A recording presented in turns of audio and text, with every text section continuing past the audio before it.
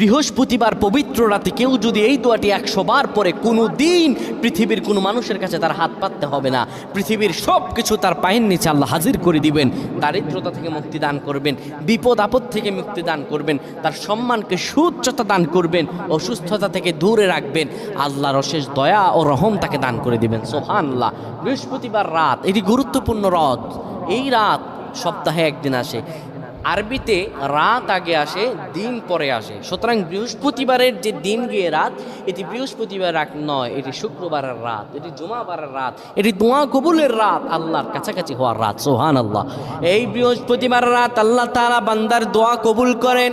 কেউ যদি বৃহস্পতিবার রাতে ঈশা নামাজের পরে পবিত্র হয়ে ইয়া হাইয়ু ইয়া হাইয়ু ইয়া হাইয়ু ইয়া রফিয়ু ইয়া রফিয়ু ইয়া রফিয়ু এই দোয়াগুলো পড়তে পারে 100 বার, আল্লাহ রাব্বুল আলামিন